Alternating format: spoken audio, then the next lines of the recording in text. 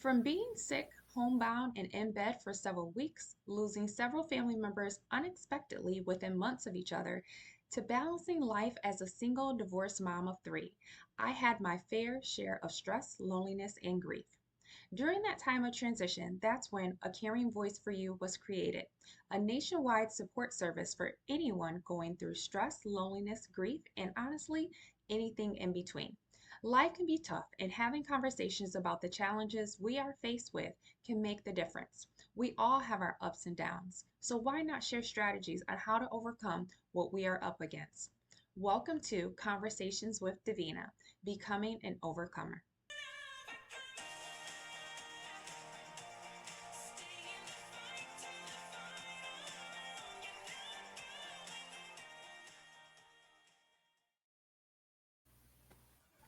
Hello, everyone. Welcome to the show. I'm so glad that you're here tonight. We have an incredible session ahead, and I can't wait for you to hear who our guest is. If you know of someone who could use a boost of inspiration or encouragement, take a moment to share this channel with them. It's always more powerful and inspirational when we lift each other up. Don't forget to hop into the comments and share what resonates with you during our conversation tonight. For those of you who are meeting me for the first time, welcome. My name is Davina, and I am the founder of A Caring Voice for You.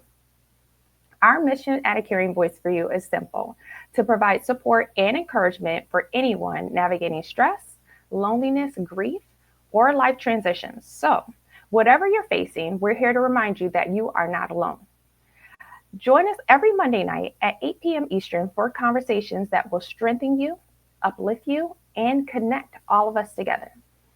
After each session, don't forget to explore our private support group, which is, I call it, a nurturing space for connections and growth. Visit acaringvoiceforyou.com to learn more and to save your spot if you're interested. Be sure to like and subscribe to stay connected with all of our weekly conversations. You won't want to miss it. So, today I am honored to have Robert Foster as my guest. Robert is an award winning international speaker, a mental health advocate, and the host of hit podcast Shut Up and Grind, where he inspires others to share their journey of trauma, survival, and defying the odds.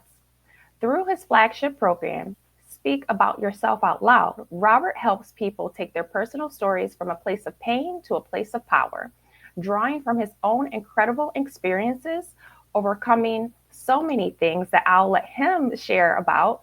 Robert's story is one of healing, empowerment, and purpose. So I would like to welcome Robert to the show. Thank you so much, Robert, for joining us today. Thank you very much for the opportunity.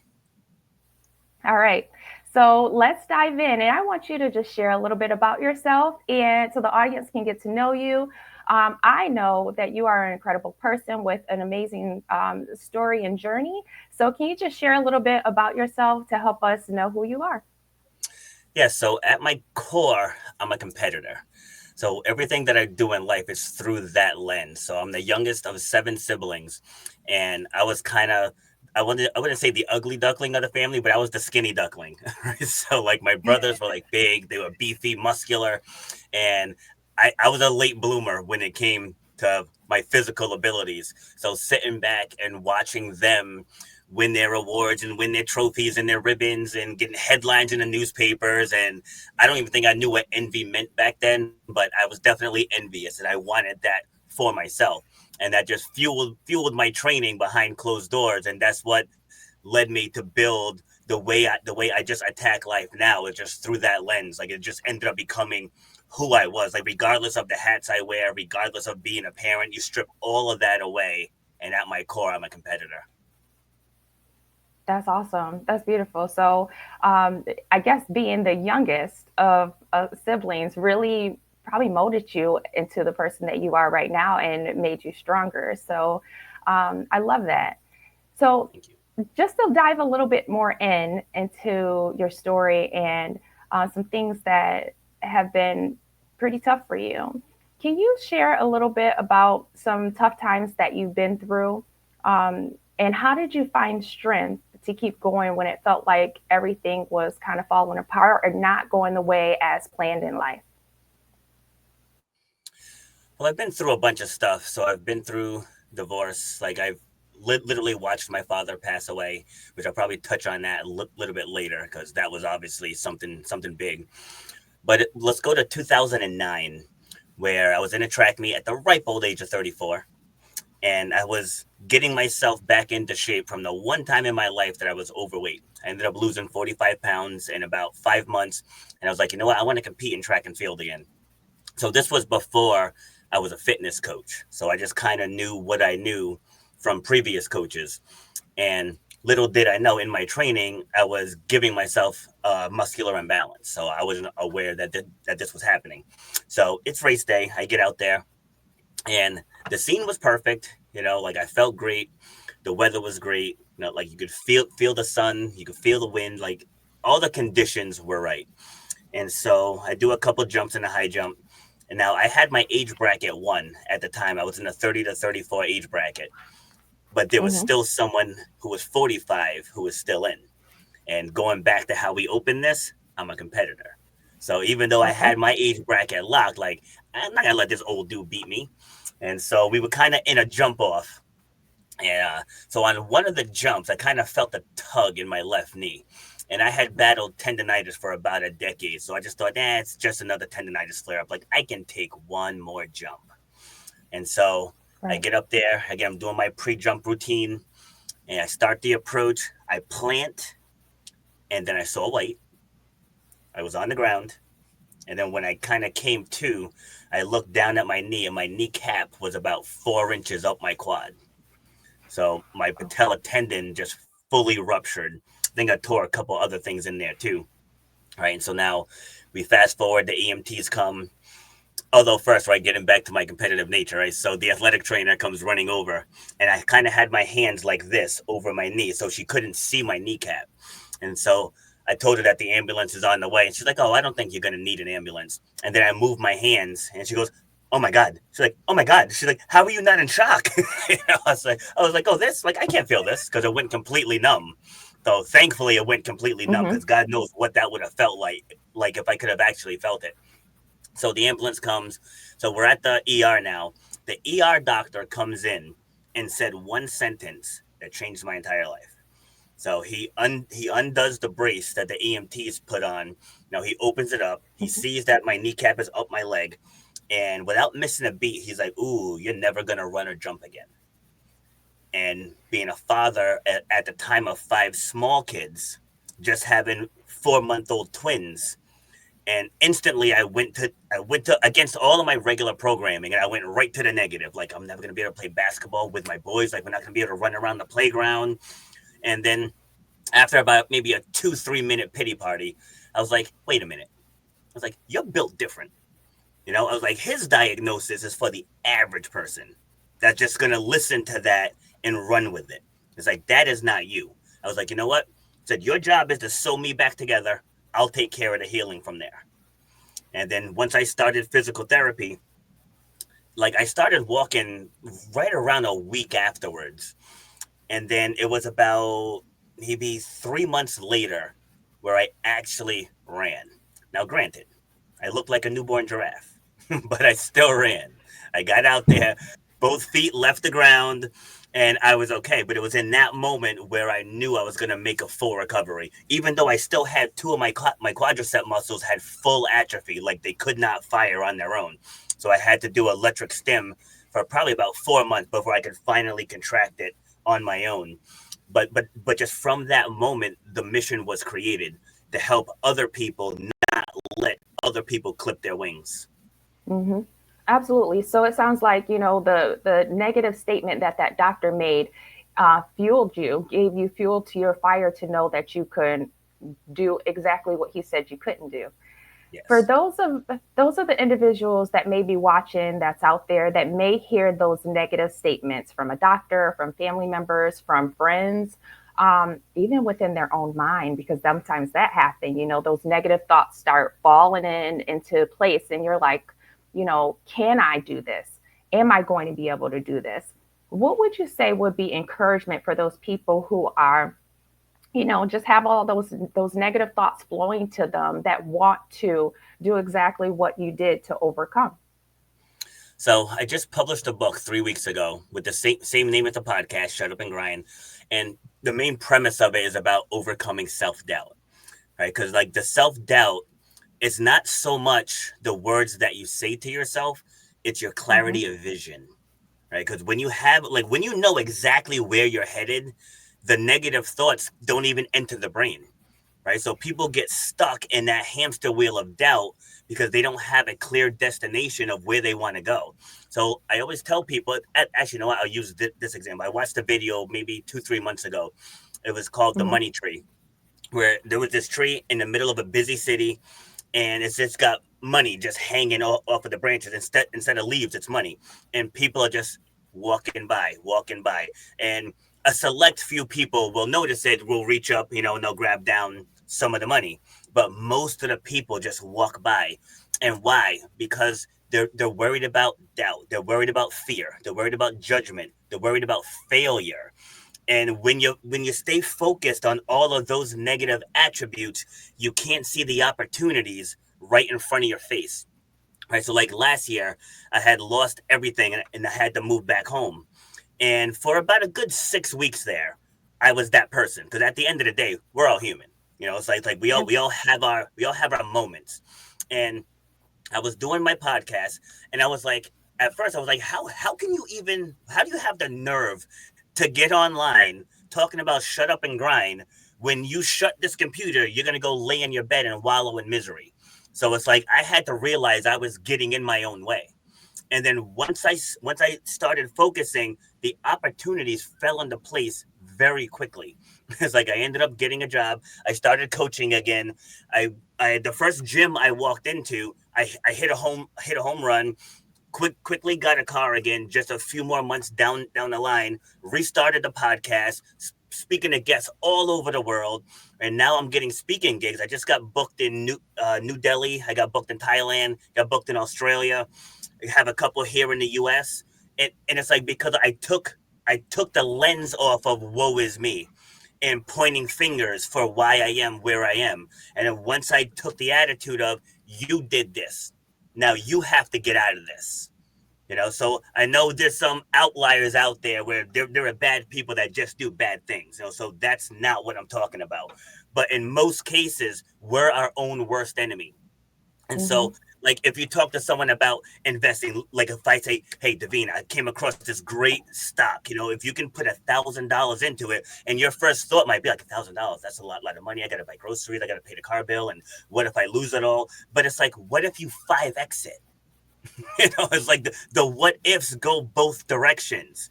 So it's like when I talk about moving back home, I was talking on Shay Brown's podcast, and once we went off the air, he's like, "I didn't think you were gonna go there." I was like, "Why would I not? It's part of the story, right? It's part of the story, and it's gonna be part of the comeback." So like with this book launch, and this program that I'm starting, because I'm doing a media blitz now, where I'm pitching everywhere until I get a national spot, and then once that national spot comes, between the book sales and the speaking engagements, things are going to take off. And then I already have the title of my next book. It's going to be called From My Mother's Basement. I'm going to squash that stereotype, with my experiences, because again, we can wallow in our circumstances, or we can take those circumstances and do something with it that can inspire other people. Yeah. So those negative thoughts, in a sense, those are weights. I consider them weights that Yes. either can weigh you down and make you like fall down, or you can start pushing those weights off, picking yourself back up, step by step, moment by moment. And it sounds like it was encouraging words, maybe positive affirmations, just your thoughts, making sure that the thoughts that you think, even if they come in negative, that you combat them with some positive things, to pick yourself up and push yourself and keep going. And I think that's so important for people to realize and to know that we all have those negative thoughts coming into our mind at times, but it's what you do with them that truly makes the difference, that can lift you up and help you to know, keep going. It can catapult you into your destiny. And I think that's so important for people to realize that it's up to you to move forward and to push those weights off Yeah. to keep going ahead. Can I just mention something else too? Because Absolutely. because as I said, I'm a competitor, so that style works for me. It's like I'm also a Hmm. facilitator in True Colors, which examines the four major personality types, which are leaders, doers, thinkers, feelers. So like it's kind of like Myers Briggs, how you have the four letters. So True Colors is the same thing. Like you have a color spectrum. It's like all of us have all four of them, but like my dominant one is doer. Followed by feeler, which is why like I'm right into doing what I need to be doing something that helps people get out of their own way, but from a heart centered way. It's like some people think I'm brash, but like when they get to know me and they see that I'm coming from a place of care, and learning, understanding the stressors and the motivators of the four different personality types. Like if someone who's a feeler, I wouldn't come at them like I would someone who's a doer. Like someone who's a feeler needs more empathy. They need a clear understanding of their purpose and their mission. Someone who's a leader, they need the structure. All right, how are we going to do this? The thinker has all the questions, right? All of the questions. Like in the gym, the thinkers drive me insane because like they just question everything, like with me being a doer, right? So like I just wanted to throw that out there because I don't want people to think that this is one size fits all. So at the end of the day, the destination's going to be the same, but depending on your personality type, the path there might be a little different.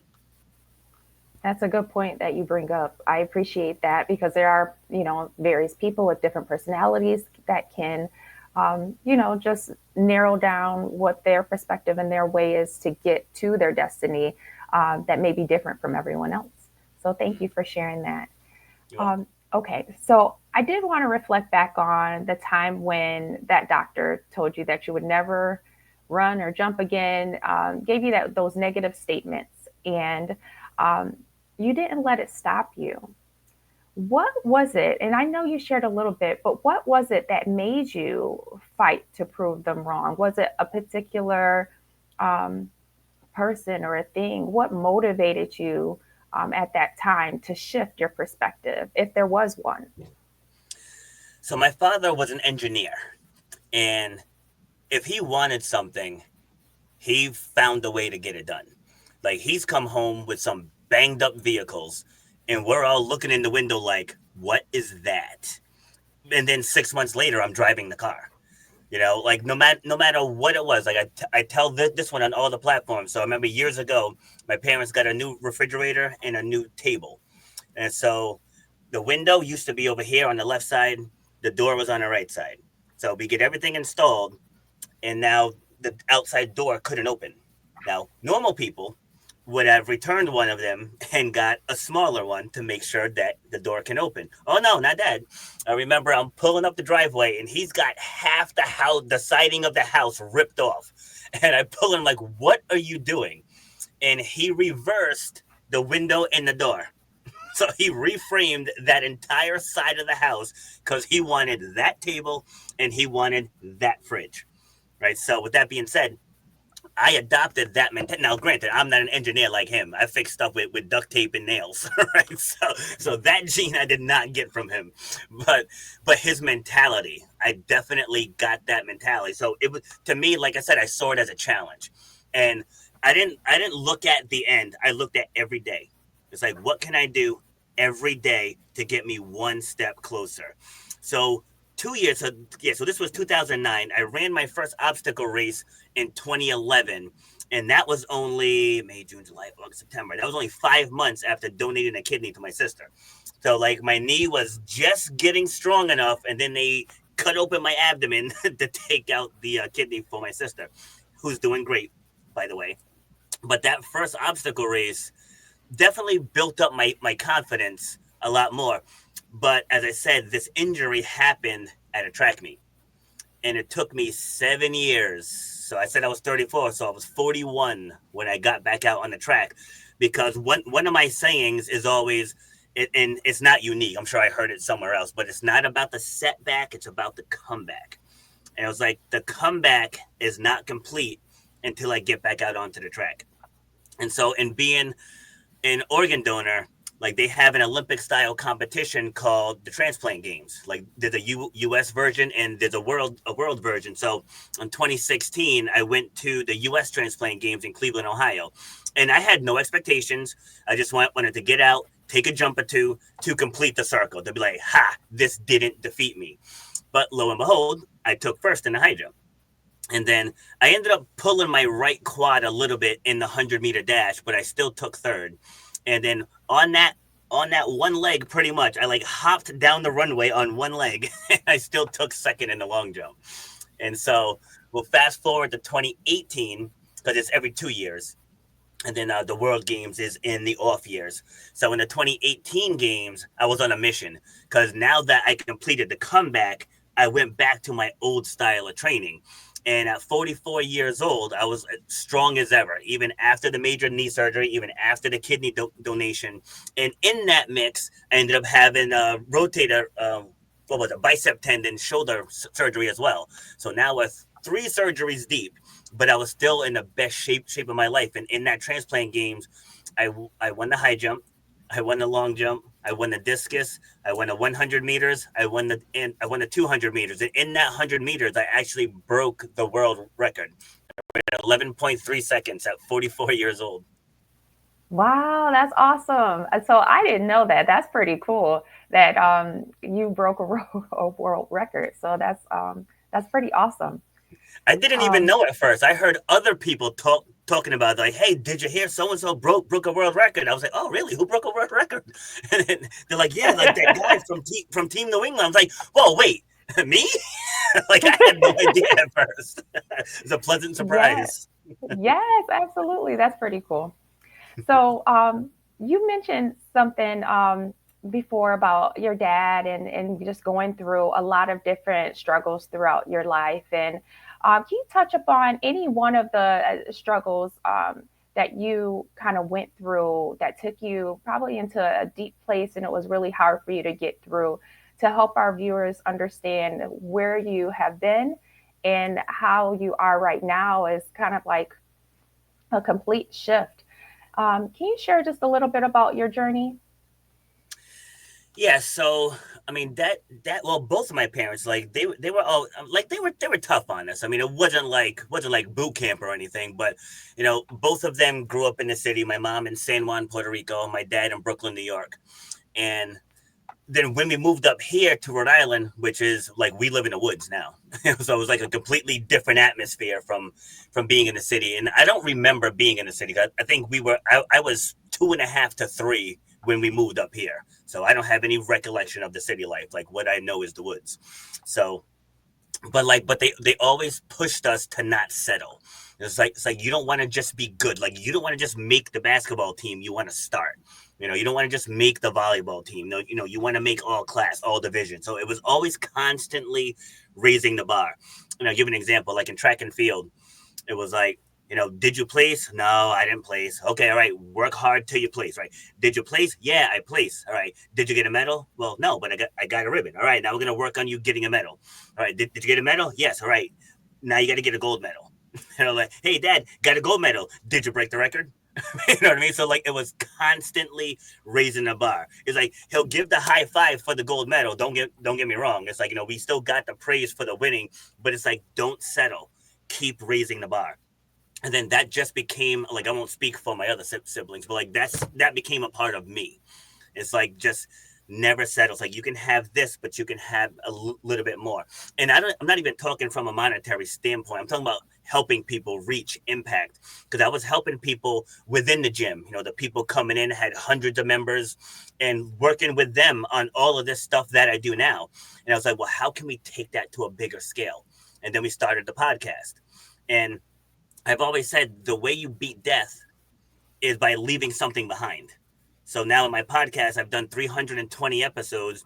And as I mentioned earlier, I just published a book. So it's like those things can be left behind long after I'm gone. And that stemmed from dad, well, again, both of my parents constantly raising the bar, raising the bar, raising the bar. And even when I got back here, like mom could have easily been bashing me and all this other stuff, but she was nothing but supportive. And she just let me do my thing. Like I've been working 7 days a week, pretty much 7 days a week for almost the last 2 straight years, because I want to build something that can't be taken away from me. Because it was taken away from me in 2020 because of COVID, and then I allowed it to be taken away from me last year. Because things didn't have to get that far. But sometimes I'm an optimist to a fault, because I looked at the situation that I was in, and it's like, this can work. This can work when the red flags are waving all around me. Like red flags were like jump, get out, shift gears, pivot. But like I put in so much work there. I'm like, I know this can work. And one of the toughest things was dropping those keys on the desk and calling my mom. But again, I know that's a long answer to your question. But and then how all that came into fruition was, that I mentioned earlier, was watching him pass away. Because one of the last conversations that we had, I told him, I was like, I'm gonna make it as a speaker. And he was like, because this was in November of 2019, and he was like, get out there and do it. He's like, make it happen. And then I had these bookings lined up for early 2020. Guess how that played out. Not that Right? well. Guess how that played out. We lost all of them. So he ended up passing away November 18th in 2019, which was actually good, because he didn't make it into 2020, because things would have been worse. So like when he passed, there were 3 generations of us around him. We like, they unsedated him enough to where he could be responsive, but he still couldn't feel, because he had tubes all in him and everything. He had stage 4 heart failure. But we all got to go around, hug him, say our final goodbyes. And he wasn't able to talk, but like he could nod his head yes and shake his head no.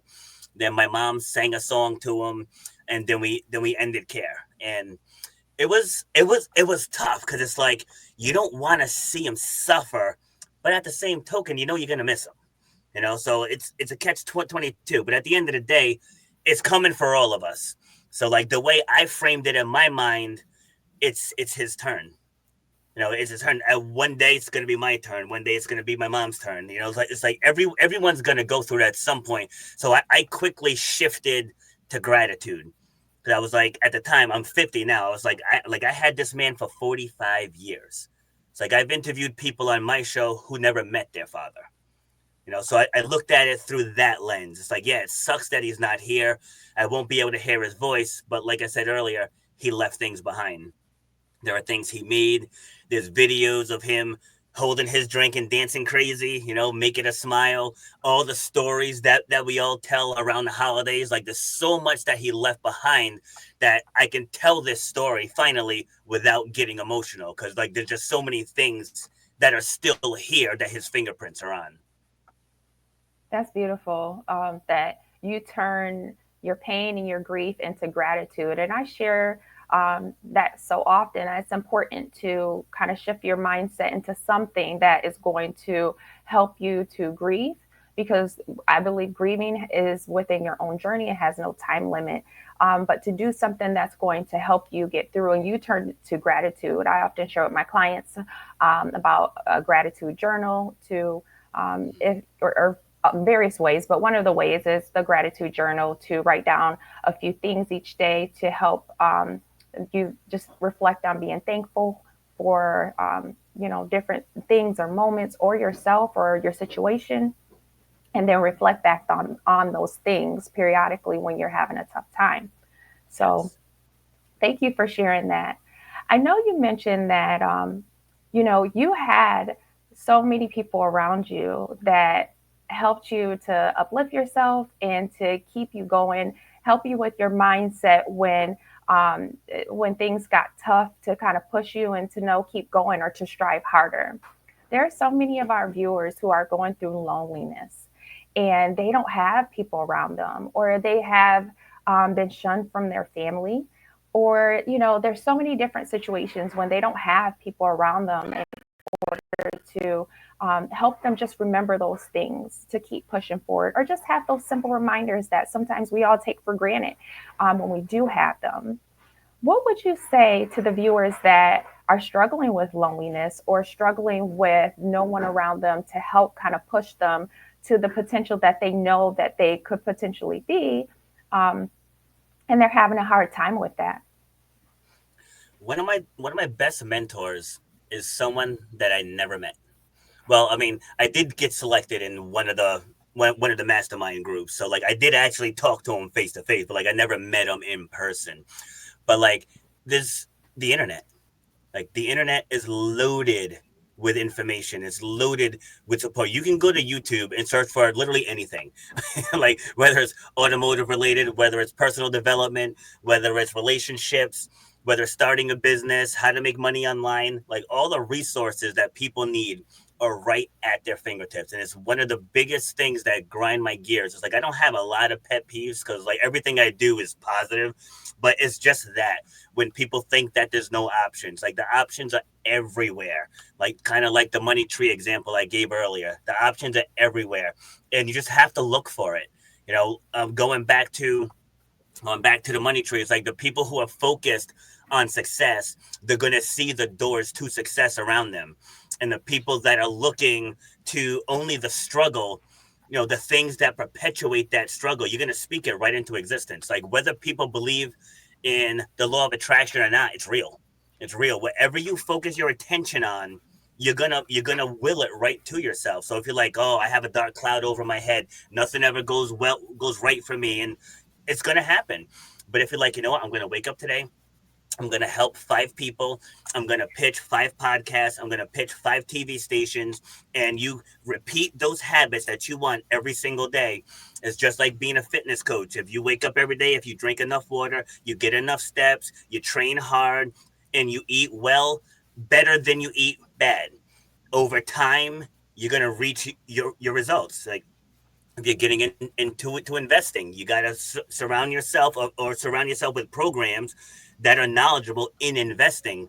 Like, and obviously people connection is the strongest connection, but if you don't have the people in your immediate circle, then go to the internet and join groups, join masterminds. Like there's people out there just like you who feel the exact same way, and then you join these groups and things just blossom from there. Like, didn't I meet you in a group?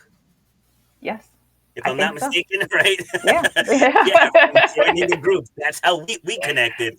And now I'm on your show. You have an open invitation to come on mine, and we can and now from being complete strangers, now we can have this connection where we can now work together and go out and inspire other people. So if you feel like you're lonely and you have no other options, I want you to reframe that and be like, I don't have people in my immediate circle, but how could I make this work anyway? Yes. Put yourself out there, go searching for it. Thank you for that, because there are so many people that, don't realize it. And sometimes when it comes from someone else like you who have accomplished so much, they can see that it's a purpose in that. It's a purpose in taking that first step to reach out, or just, be curious and check out some YouTube channels, or join a few groups and try it to see how it can go, and what a difference it can make. So thank you for sharing. I appreciate you so much for coming on and just sharing your story and uplifting us. Your message and what you shared is so inspirational, and I thank you so much for just be willing and to share your story. So Thank you. Appreciate it. if someone wanted to get in touch with you or learn more about your book, please share with us. How can they do that? Yeah, so best way is I personally say to check out the book, right? Shutupandgrindbook.com. And I want to I'll be brief because I know we're past time. Is I didn't write this book for the purpose of selling books, right? There are 13 worksheets built into this book. And it'll like we'll take the person who's lonely. And that book will help you completely strip down your interpersonal stories. And by the end of that book, you're going to have multiple keynote presentations if you want to use them as that, or if you want to start a blog or build a personal brand, become a writer, share your story on podcasts and television shows. Like it's not just a book. So, oh yeah, that was cool, and then it goes back on the shelf. Like that book is literally going to take you to a journey from start to finish. And I only priced it at $20. Like I could have turned that into a course worth thousands, but I want to help everyone that needs it. Like it's not about making money. So if you're that person that's struggling with self doubt, fear of public speaking, afraid, fear of judgment, fear of rejection. Like this is the most comprehensive thing that's out there, and I know because I bought a bunch. I've attended the masterminds, and I've take everything that I've learned and I put it together into this easily digestible book. And I'm telling you, by the end of it, you're going to be a completely different person. So it's a powerful tool that anyone can use to kind of persevere through life and get to where they want to go, which is awesome. So Yes. thank you. I appreciate that. Did you want to share any other tips on how they can get in contact with you, or your book is the most important one in your podcast, of course? Well, yeah, yeah. Of course, the podcast is also Shut Up and Grind on all of the major podcast platforms. And my Instagram handle is at Robert_B_Foster. And then Facebook is at Robert B. Foster. All right. Thank you so much. So, to everyone, thank you so much for joining us and just spending your time with us. I know your time is precious, but I just want to say thank you. And until next time, you all take care.